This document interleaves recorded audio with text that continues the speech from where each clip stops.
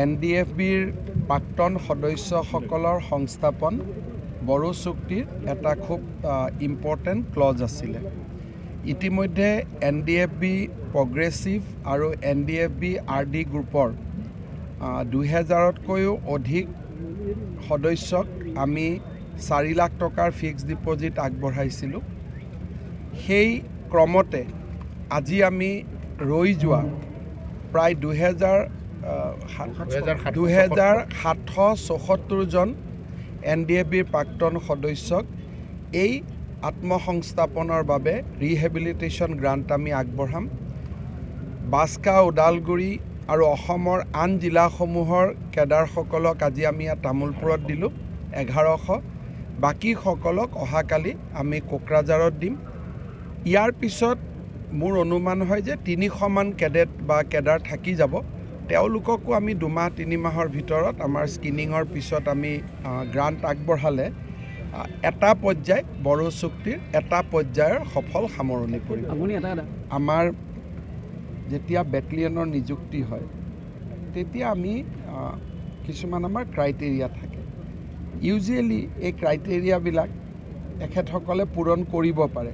গতিকে আমাৰ গৃহ বিভাগ আৰু BTR তেখেতসকলে ইতিমধ্যে ট্ৰেইনিং আদিৰ ব্যৱস্থা কৰিছে আৰু ক্ৰাইটেৰিয়াবিলাকৰ ভিত্তিত আমি নিশ্চয় আৰক্ষী যিহেতু এবাৰ 16,000 নিযুক্তি হ'ব 10 মেৰ আগতে, ডেফিনেটলি বহুতে তাত সুযোগ পাব। NDFBৰ সদস্যসকলক প্ৰাক্তন NDFBৰ সদস্যসকলক ৰিহেবিলিটেশ্যন দিয়াটো এটা ডাঙৰ দফা আছিলে আৰু সেইটো এতিয়ালৈকে প্ৰায় দুবাৰ এই কাৰ্যসূচীটো ৰূপায়ণ কৰিলে, এই দফাটো ৰূপায়ণ কৰিলে আৰু আজি আৰু কালি প্ৰায় 2700 প্ৰাক্তন সদস্যসকলক ৰিহেবিলিটেশ্যন দিয়া হ'ব।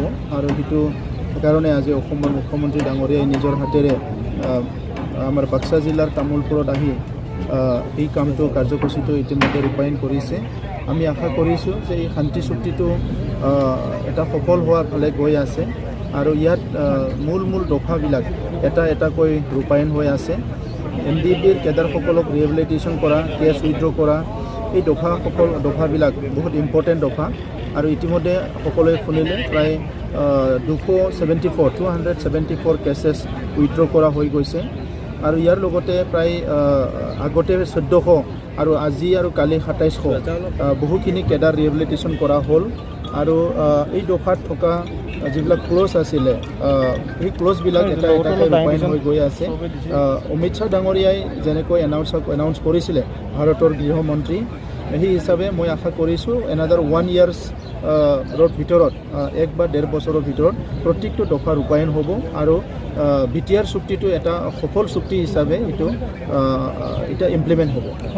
ক্ষেত্ৰত তাতে অলৰেডি মেনশ্যন কৰা আছে মিলিটাৰী আৰু পেৰামিলিটাৰীত যিসকলৰ বয়স বা তেনেকুৱা পাৰিব সেইসকলক সংস্থাপন কৰা হ'ব, চাকৰি দিয়া হ'ব। ইয়াৰ বাহিৰে বাকী 4 লাখ টকা দিয়া হৈছে। ইয়াত 4 লাখ টকাটো ডিপজিট কৰি বেংকৰ পৰা বিভিন্ন সুবিধা ল'ব পাৰিব।